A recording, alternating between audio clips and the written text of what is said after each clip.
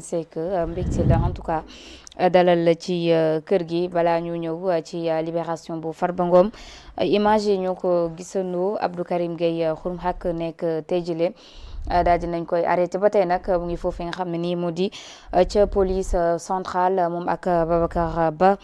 bu collectif du peuple Masseck mu nekk ab arrestation boo xam ne nii ba tey motif yi kenn xamu ko trouble à l'ordre public amul foofee gannaaw déclaration la doon def ñu daal di koy jël yóbbu moom ak ay ñoñam. Bon, Ndad, gis nga situation bi ñun noo ko dundandoo c'est-à-dire que aujourd'hui ceci est une atteinte grave aux libertés individuelles mais surtout à la démocratie sénégalaise lu tax parce que je pense que nekk tey comme ni ñu ko waxee dañ ko fekk muy jël parole Abdou Karim Gueye depuis presque une semaine dafa am benn situation bu xamante ne dafa am Sénégal moom mu taxaw si mais que dafa am ay handicapés des personnes à mobilité réduite en situation de vulnérabilité ñu xamante ni que depuis une semaine dañoo constaté que ne que étant en place surtout le gouvernement en place nañ ko wax parce que moo joxe ordre yooyu étant en place à travers on va dire ces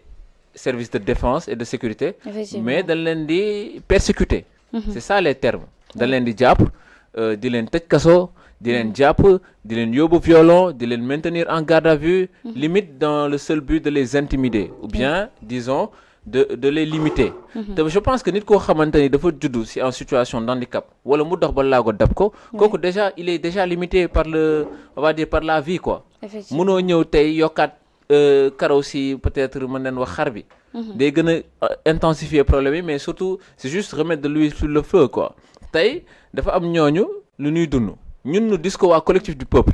parce que depuis une semaine jàpp 2 semaines même ñi ngi ñëw vers nous pour di ñu wax seen situation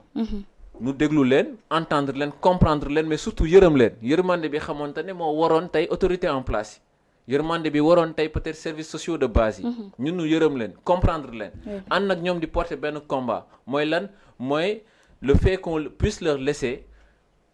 développer clairement tout ce qui peut être on va dire affilié à leur liberté maanaam nit koo xamante ne sàccul fenul jaayu lu ñuy tere nekkul si naka sudul noonu mais yaa xëyti mu la en plus en situation de handicap mu taxaw di tàllal loxo mais kooku en quoi ça peut être on va dire assimilé en délit ñoom persécution boobu la ñuy dund depuis 2 semaines comment une personne boo xamante ni que moom déjà il est en une situation de précarité totale effectivement il n'a pas toutes les forces de sa mobilité il n'est pas en possession de toutes ses capacités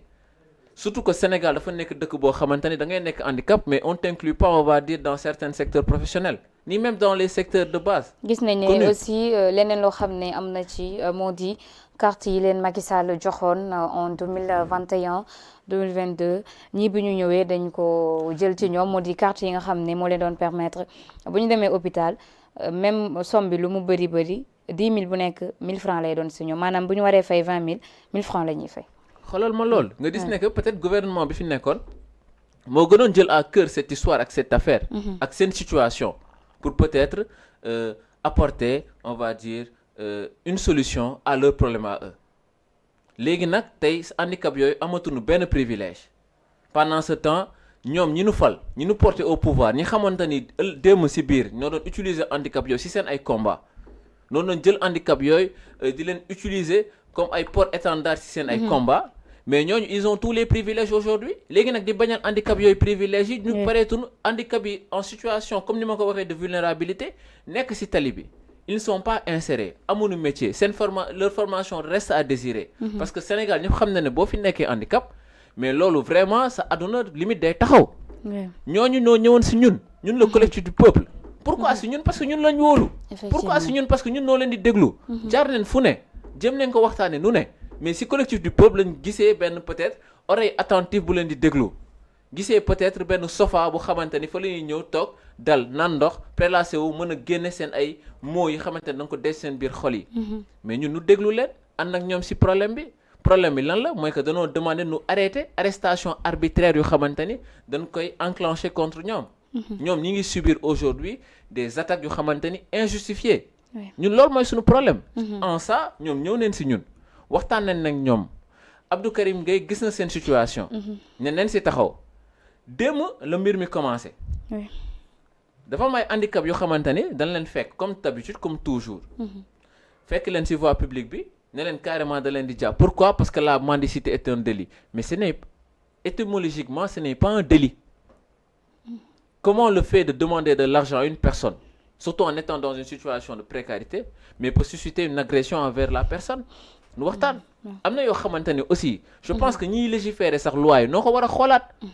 La mendicité ne peut en aucun cas constituer un délit. Délit mooy lan? Délit mooy benn action bu xamante ni day porter entrave peut-être si liberté wu nit wala si intégrité physique wu nit. Merci. Mais pas tout simplement d'ailleurs ñoom sax ni ñuy yelwaane mu di bon man ñi ma gis nii li ñu ma wax seen président moo di dañoo am fenn fu ñuy rassembler wu toog ku ñëw jox leen ñu dugg ko ci kees su ngoonee ñu tasaare ko ku nekk am li nga war a am ñibbi en tout cas. mais Ndaat mën ñëw rek si Karim s'il te plaît. Oui rapidement. parce que dina ñëwaat si moom. Abdou Karim Gueye tey dafa demoon foofu si suba si. parce que ba tey ils ont pas encore libéré su ma nee ils ont pas mooy les autorités en place. ak aussi les forces de défense qui sont impliquées dans cette histoire ils ont pas encore libéré un groupuscule mais Abdou Karim Gueye tey dafa demoon ak beneen groupe bi ànd ak ñoom pour wax leen pour tout simplement. Exprimer son mécontentement face à la situation, mais exprimer aussi peut-être ben mal quoi, parce qu'on a mal de voir des personnes dans cette situation, mais vraiment attaquées quoi. Il n'y a pas que Abdou Karim, je pense que Babacar aussi arrêté. Babacar Ba aussi il a été arrêté. Mu dem place de l'indépendance, prise de parole. Yow wax nga ko naat prise de parole la def. Manifesté wul, wootewul un rassemblement, acté wul benn forme de trouble à l'ordre public, mais nu fekk fi mu taxaw jël ko yóbbu. Yóbbu ko ba heure bii nii. Man émission laa nekkoon génn nit yi di ma woo fu ne wax ma ko te aujourd'hui nous réclamons tout simplement et nous le disons ici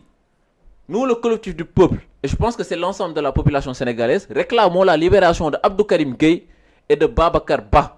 La constitution sénégalaise garantit leur liberté de mouvement, leur liberté individuelle, mais surtout leur liberté d'action. Nañ ko xam. Faut qu'ils arrêtent. Faut que ce gouvernement arrête.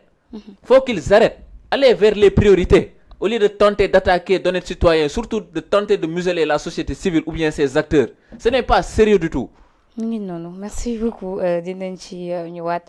Jacob nuyu naa la bu baax a baax bàyyi la nga nuyoo ak ñi lay teew. Jërëjëf Ndak maa ngi laa fay bu baax di nuyu sunu mbokk téléspectateurs yu Public SN yëpp ñu ngi leen di jaajëfal di la wax ni liggéey rafet na macha allah. Jërëjëf. di nuyu aussi sama co-débatteur bi je crois c'est comment encore monsieur. Masek maa ngi lay jaajëfal maa ngi fekk yaram baa ngi tàng waaw mais noonu la c'est comme ça quand on est en face de Pastef il faut qu'on monte le créneau il faut que ñu aj